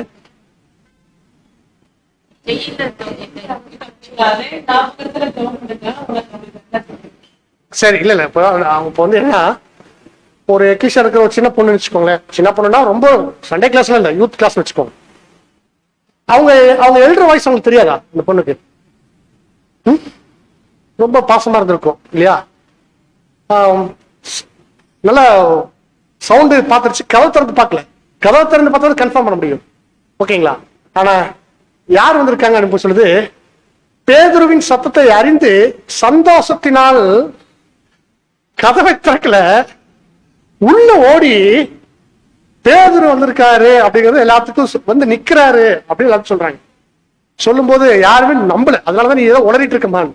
ஏன் உளறன்னு சொல்றாங்கன்னா, ரோமர்ல மாட்டினா வந்து வெளியில வர முடியாது.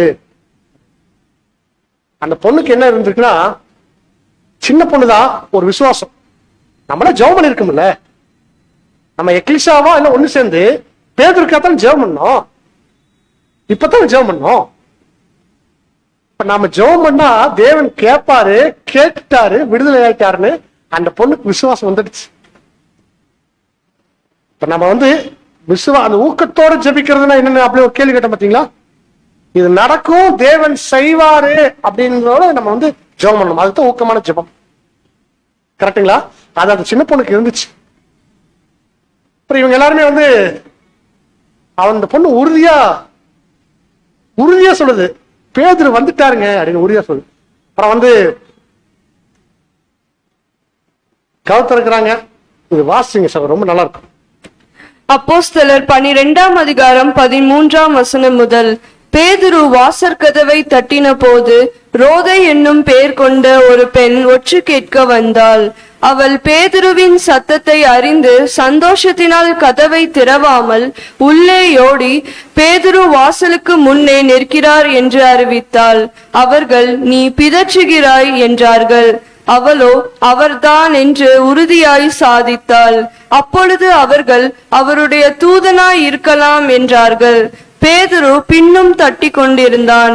அவர்கள் திறந்தபோது அவனை கண்டு பிரமித்தார்கள். அவர் தட்டிட்டே இருந்தாரு. அப்புறம் வந்து என்னடா தட்டிட்டு இருக்கான்னு சொல்லிட்டு ஓபன் பண்ணா பேதுரு தான் நிக்கிறார். பார்த்தோன்னே எல்லாத்துக்கும் ஒரு ஷாக்கு. அப்புறம் வந்து உள்ள கூட்டிட்டு போயிட்டு எல்லாரும் ஆளாளுக்கு பேசுவாங்க. எப்படின்னா அது சந்தோஷத்துல பிரமிப்புல எப்படிங்க வந்தீங்க அப்படின்ற மாதிரி எல்லாரும் உள்ள வந்த உடனே இந்த கதவை தட்டிட்டே இருக்கிறாங்க. ஒரு பொண்ணு ஓடி போய் திறக்குது. இப்போ பிரதர் விடுறாங்க. உள்ள வந்தோடனே எப்படி வந்தீங்க போனீங்க அப்படின்னு சொல்லிட்டு எல்லாருமே பேசுவாங்கல்ல. என்னாச்சு எப்படியாச்சு ஒவ்வொருத்தர் எல்லாம் என்ன பேசு. அவரு கையமர்த்தி கொஞ்சம் எல்லாம் அமைதியா இருங்கன்னு சொல்லிட்டு எல்லாருக்கும் பொதுவா என்ன நடந்துச்சு அப்படின்றத எப்படி விடுதலையானார் அப்படிங்கறத எல்லாத்துக்கும் கன்வே பண்ணிட்டு அவர் அங்க இல்ல, அங்கிருந்து வேற இடத்துக்கு போயிடுவார். இந்த பொண்ணு ரோதை இது வந்து லிட்டில் ரோஸ்ன்னு அர்த்தமா அந்த பேருக்கு. லிட்டில் ரோஸ்னா உங்களுக்கு புரிஞ்சிருக்கும். அது என்ன அப்படின்னா சபையை அடையாளப்படுத்தக்கூடியது. சாரோனின் ரோஜா அப்படின்லாம் நீங்க படிச்சிருப்போம். கிறிஸ்துவனுடைய சாயலை பெற்றவர்கள் அப்படின்னு அர்த்தம். லிட்டில் ரோஸ் அப்படின்னா சின்ன பொண்ணு, அதனால லிட்டில் ரோஸ். சபையாக போறவங்களுடைய அந்த யூத் ஸ்டேஜில் இருக்கிறவங்க அப்படின்னு சொல்றாங்க. அடுத்து 17 அப்படிதான் வந்து அவர் பேதுரு வந்து என்ன பண்றாருன்னா விடுதலையான விதத்தை எல்லாத்துக்கும் சொல்றாங்க. அப்படி சொல்லும்போதுதான் வந்து இது ரெக்கார்ட்ல இன்னைக்கு வந்திருக்கு, அப்போஸ்தலர் நடவடிக்கையில வந்திருக்கு. சொல்லிட்டு அடுத்து என்ன பண்றாங்க, இது போய் யாருக்கு சொல்லுங்கன்னா யாக்கோப்பு, இது இந்த யாக்கோப்பு வேற, யாக்கோப்புக்கும் சகோதரருக்கும் நீங்க போய் அறிவீங்கள் என்று சொல்லி புறப்பட்டு வேறொரு இடத்துக்கு போனான். இப்ப இங்க எப்படி ஒரு சம்பவம் நடந்துச்சு. இதுக்கு பேர்ல அங்க வந்து எல்லாரும் போய் பேதுரு தேடுதுன்னு தேடுறாங்க. பேதுரு எங்கேயுமே கிடைக்கலன்னு சொன்ன உடனே அந்த காவல்ல வச்சிருந்தாங்க இல்லையா, பந்தோபஸ்துக்கு வச்சிருந்த போலீஸ், அவங்க என்ன பண்ணிடுவாங்கன்னா கொலை செஞ்சுவாங்க. ஏரோது வந்து அவனை தேடி காணாமற் போன போது, யாரு பேதுருவை தேடி கிடைக்கலன்னு சொன்னோடனே அந்த காவல் காத்து கொண்டிருந்த காவலர்களை கொலை செய்ய உத்தரவிட்டான் அப்படின்னு சொல்லி அதே மாதிரி கொலையும் செஞ்சிருப்பாங்க. இது படிக்கும்போது நமக்கு பேதுரு தூதன் வந்து காப்பாத்தினாரு, டியூட்டி பார்த்து பாவத்துக்கு அது போலீஸ் என்ன பாவம் பண்ணாங்க அவங்க சாகிறதுக்கு கேட்டீங்கன்னா இதை பத்தி ஒரு டிஸ்கஷன் கூட எனக்கு இந்த கேள்வி இருந்துச்சு. கேட்டேன், ஒரு மூத்த சகோதரர் ஒருத்தர் பதில் கொடுத்தாரு. இவங்க ஏதாவது பேதுரு கை வச்சிருப்பாங்க, அதுக்காக தேவன் என்ன பண்ணிட்டு இந்த ஒரு தண்டனையை கொடுத்துருக்கலாம், பரிசுத்தவான் மேல கை வைக்கும் போது அதுக்கான தண்டனையை கொடுத்துருக்கலாம் ஒரு சும்மா ஒரு எளிமையான ஒரு விளக்கத்தை கொடுத்தாங்க. இது வந்து உங்களுக்கு ஏற்புடையதை நீங்க ஏற்றுக்கொள்ளலாம். இது வந்து ஒரு சகோதரர் கொடுத்த ஒரு விளக்கம் தான். அதாவது பேதுருவை இவர்கள் துன்புறுத்தியிருக்கலாம் அப்படின்னு. இப்ப இயேசு கிறிஸ்துவை சிலுவையில் அறையும் போது அவரை துன்புறுத்தினவர்கள் எல்லாமே வந்து அவருடைய மரணம் ரொம்ப அகோரமா தான் இருந்துச்சு. நீங்க பிலாத்திலிருந்து அந்த கூட இருந்தவங்க இருந்து எல்லாருமே வந்து காய்பா, அண்ணா எல்லாருமே வந்து டெத்து ரொம்ப மோசமா தான் இருந்துச்சு. ஓகேங்களா, இந்த மாதிரி பரிசுத்தவான்கள் மேல கை வச்சிருக்கணும், அதனால தேவன் வந்து இந்த மாதிரி ஒரு விஷயத்தை கொடுத்துருக்கலாம் அப்படின்ற மாதிரி கூட ஒரு பாயிண்ட் சொன்னாங்க. சரி, ஓகே, இப்ப நம்ம வந்து முடிச்சிட்டோம், பாடம் முடிய போகுது. லாஸ்ட் ஒரு 5 மினிட்ஸ் நம்ம என்ன செய்ய போறோம் அப்படின்னா, இந்த சம்பவத்துல நம்ம பார்த்த ஒரே ஒரு விஷயம் என்ன அப்படின்னா, ஒரு பெரிய உபத்திரவம் வருது. அந்த உபத்திரவத்துல ஒரு ஊக்கமான ஜெபம் நடக்குது. அந்த ஊக்கமான ஜெபத்திற்கு தேவன் என்ன பண்றாருன்னா தன்னுடைய தூதரை அனுப்பி விடுதலை ஆக்குறார். அடுத்த கட்டத்திற்கு, அந்த ஊழியத்தினுடைய அடுத்த கட்டத்திற்கு எல்லாருமே உயர்ந்தாங்க, போறாங்க. இன்னும் விசுவாசத்துல அதிக வைராக்கியமாச்சு. ரோமர்கள் மேல இருந்த பயம் போயிடுச்சு. நீங்க அரெஸ்ட் பண்றீங்களா பண்ணிக்க, கொலை செய்ய போறீங்களா எங்களுக்கு அதை பத்தி பயம் இல்லை அப்படின்னா ஒரு பூசிஸ்டனுடைய வளர்ச்சி தான். அது ஒரு பயம் இருந்தது, அந்த பயம் போயிடுச்சு. உலக ராஜ்யங்கள் மேல அதிகாரத்து மேல ஒரு பயம் இருக்குது பூசிஸ்டர்களுக்கு, அந்த பயம் போயிடுச்சு. நீங்க என்ன வேணா பண்ணிக்கீங்களே தைரியம், இது ஒரு வளர்ச்சி. இன்னும் அதிக வீரியத்தோட ஊழியம் பண்றது வளர்ச்சி. இன்னும் பல தேசங்களுக்கு போய் ஊழியம் பண்றது வளர்ச்சி. இவங்களுக்கு எதிராக வரக்கூடிய எல்லா சூழ்ச்சிகளுக்கும் அது என்ன ஆகுதுன்னா ஒரு தவிடுபடி ஆகுது. இதுவும் ஒரு வளர்ச்சி தான். புரிஞ்சது இல்லைங்களா? இது எல்லாமே கரெக்டா நடக்குது. அது எப்படின்னா, இந்த பாடத்துக்கு ஒரு மிக முக்கியமான ஒரு ஆதார வசனமா நம்ம பார்க்கறது சங்கீதம் 34 7வது வசனம். இந்த சங்கீதம் 34 நீங்க வீட்டுல போய் முழுவதுமா நீங்க படிங்க. ஆக்சுவலா நீங்க எப்போல்லாம் கஷ்டத்துல இருக்கிறீங்களோ, எப்போவெல்லாம் வேதனையில இருக்கிறீங்களோ, அப்போ உங்களுக்கு உடம்பு சரியில்லைன்னா ஒரு கை வைத்தியம், வீட்டு வைத்தியம் சொல்லுவாங்க இல்லையா, அந்த மாதிரி உங்க வீட்டுல இருக்கிற பைபிள் தான். அந்த பைபிள்ல அப்படி திறந்தா சங்கீதம் வரும். அதுல 34ஆம் அதிகாரத்தை அப்படி முழுவதுமா எடுத்து நீங்க படிச்சிருங்க. படிச்சு முடிக்கும் போது உங்க பிரச்சனை எல்லாம் அப்படியே காணாம போயிடும். ஓகேங்களா? எப்படி எவ்வளவு சொல்றீங்க? ஆமா, ஒருத்தருக்கு டிப்ஸ் சொல்லும் போது நம்ம அதாவது அறிவுல 2 இருக்கு. பூசு ஸ்டீலுக்கு தேவன் கொடுக்குற அறிவுல 2 இருக்கு. ஒண்ணு படிச்சு தெரிஞ்சுக்கிற அறிவு, இன்னொன்னு பட்டு தெரிகிற அறிவு. பட்டறிவு, படிப்பறிவு, ரெண்டுமே பூசு ஸ்டீலுக்கு தேவன் கொடுக்குறாரு. இது நீங்க படிச்சறிவுன்னு சொன்னாலும் சரி, பட்டறிவுன்னு சொன்னாலும் சரி, நீங்க கஷ்டப்படும் போது, உபத்திரவப்படும் பொழுது இதை எடுத்து வாசிக்கும் போது தேவன் உங்களோடு இருக்கிறார், உங்களை விடுவிக்கிறார் அப்படிங்கறத நீங்க அப்படி உணரலாம். படிச்சு முடிச்சு நீங்க க்ளோஸ் பண்ணி அதே செல்ஃபில் நீங்க வைக்கும் போது உங்களுக்கான அத்தனை விஷயங்களும் திரும்ப கிடைச்ச போல ஒரு பலன் கிடைக்கும். படிங்க. சங்கீதம் 34ஆம் அதிகாரம் 7ஆம் வசனம்.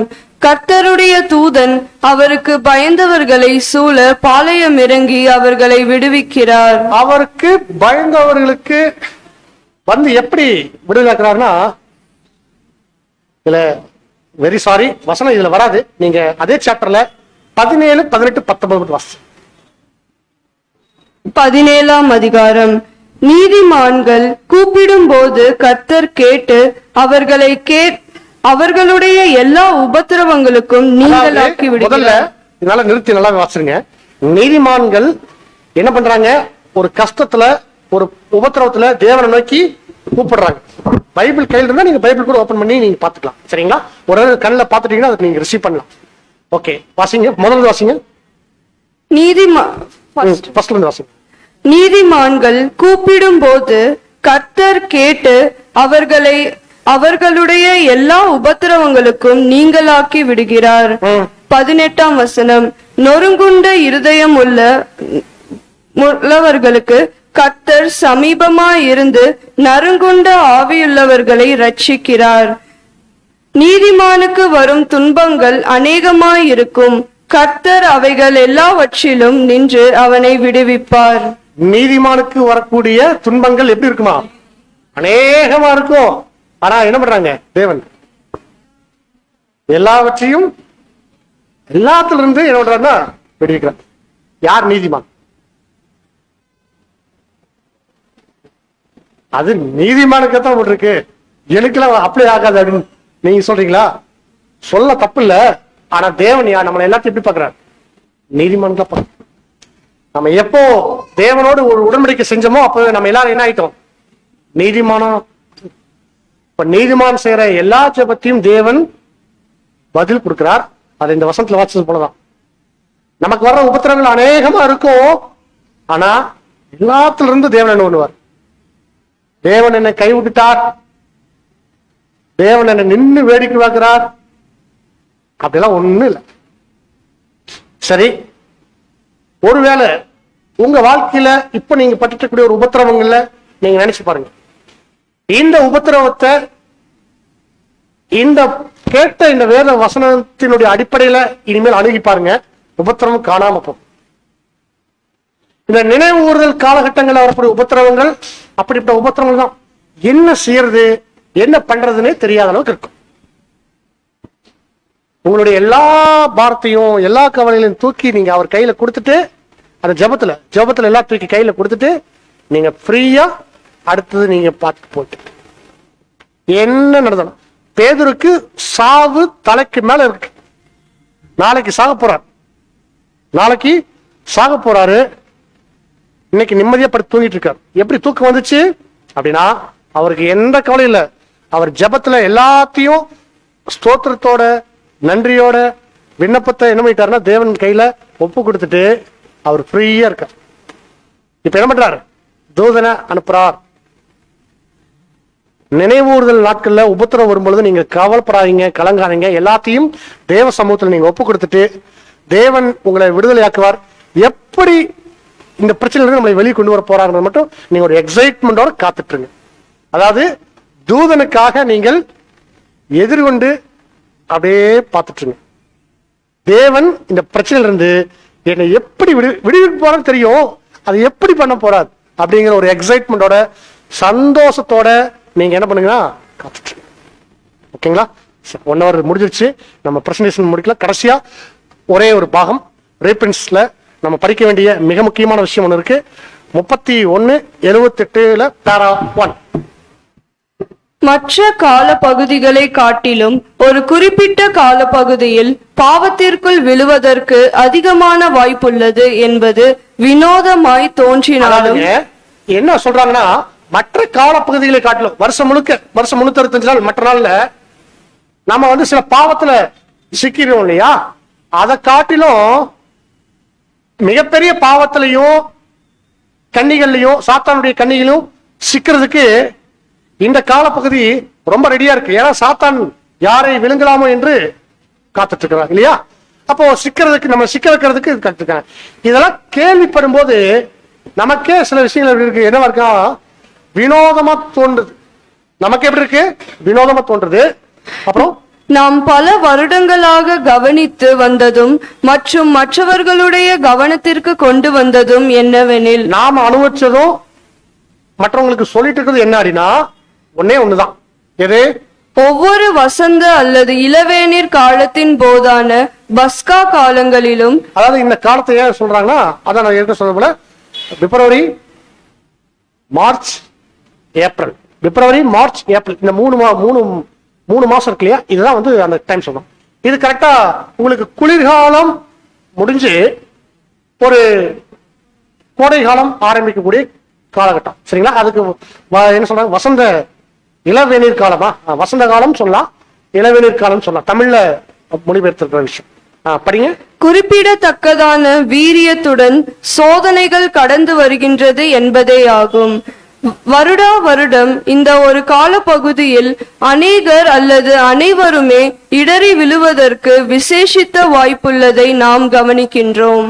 ஏன் அநேகர் அப்படின்னா சபையில் இருக்கக்கூடிய எல்லாருமே இல்லைன்னா ஒரு சிலர் இது என்ன பண்ணிடுறாங்க, இந்த உபத்திரத்துல வந்து ஒரு சர்க்கிள் ஏற்படுறது ஒரு சகஜமா தான் நம்ம பார்க்கிறோம். அடுத்தது, ஆகையால் நமது கர்த்தருடைய வார்த்தைகளுக்கு உண்மையாய் செவி கொடுத்து நமக்காகவும் மற்றவர்களுக்காகவும் உண்மையாய் விழித்திருந்து ஜெபம் பண்ணிடுவோமாக.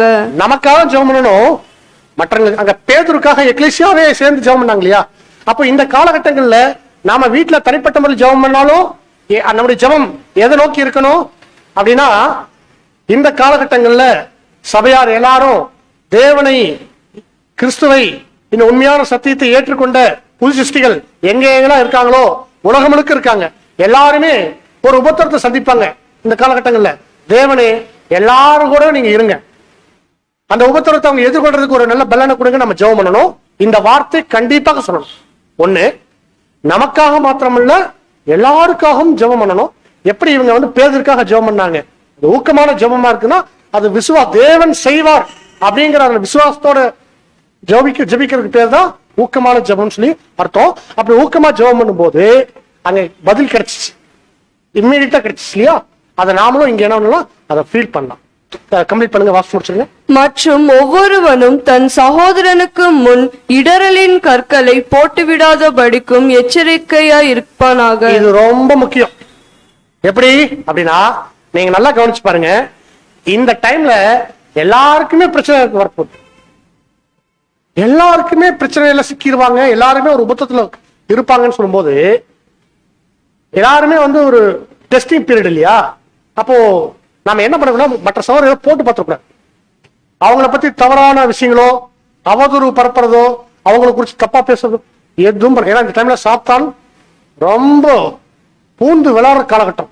இந்த டைம்ல ரொம்ப ஜபசிந்தையோட ஏன் இருக்கணும்னு சொல்றாங்க அப்படின்னா இதுக்காக எல்லாருமே அவங்கவுங்க தனிப்பட்ட விதத்துல போராடிட்டு இருக்கிறாங்க.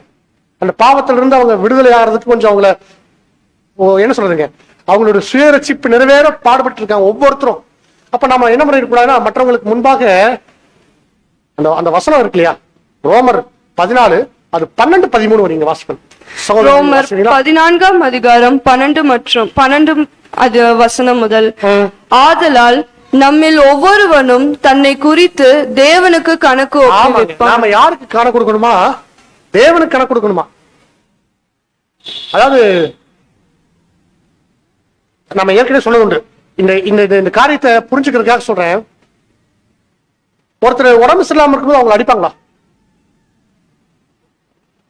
புரியலையா? அதாவது ஒருத்தர் உடம்பு சரியில்லைங்க, அவரை போய் பட்டுன்னு அடிச்சுக்கணும். எப்ப பாரு வயிறு வலிக்குது, காய்ச்சல் அப்படின்னு படுத்திருக்கைய அப்படின்னு அடிக்கலாமா? அதை அடிச்சு அப்படி எவ்வளவு பாவமா இருக்கும். நேரம் அவர் ஹாஸ்பிட்டல் ஐசியூல இருக்காருங்க, வேகமா ஓடி போய் உனக்கு இதே போச்சு அப்படின்னு அடிச்சு எப்படி இருக்கும்? அவர் உடம்பு சரியில்லாம இருக்கிற வியாதிஸ்தர், கரெக்டா? அவரை போய் அடிச்சா எப்படி இருக்கும்? அது எவ்வளவு பாவமோ அதை விட கொடிய பாவம் என்னன்னா, ஒருத்தர் உபத்திரவத்துல பாடுகள்ல இருக்கிறார், அவரை நம்ம என்ன பண்ணணும்?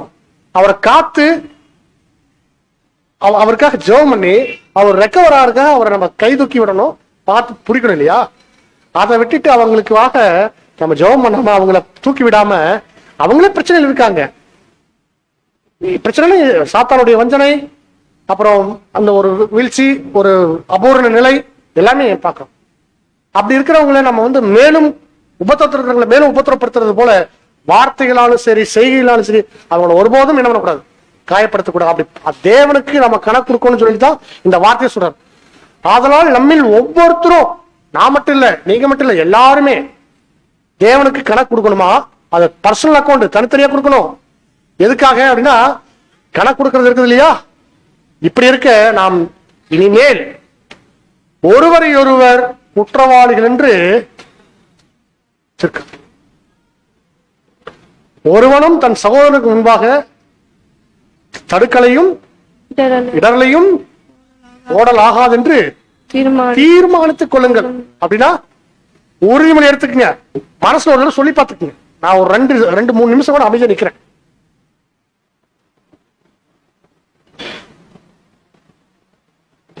ஒருத்தருடைய வளர்ச்சியை நான் கெடுக்க மாட்டேன்.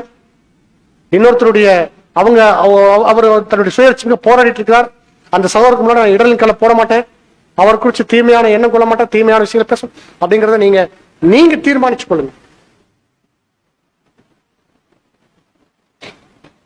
அது மாத்திரமல்ல, அந்த தீர்மானத்தோடு கூட ஒரு ஜெபத்தையும் நீங்க செஞ்சிருங்க. யாக்கோபு 5:16 சொல்லப்பட, நீங்கள் சொஸ்தமடையும்படிக்கு உங்கள் குற்றங்களை ஒருவருக்கு ஒரு அறிக்கையிட்டு ஒருவருக்காக ஒருவர் ஜெபம் பண்ணுங்கள். நீதிமான் செய்யும் ஊக்கமான வேண்டுதல் மிகவும் பலனுள்ளதா இருக்குது.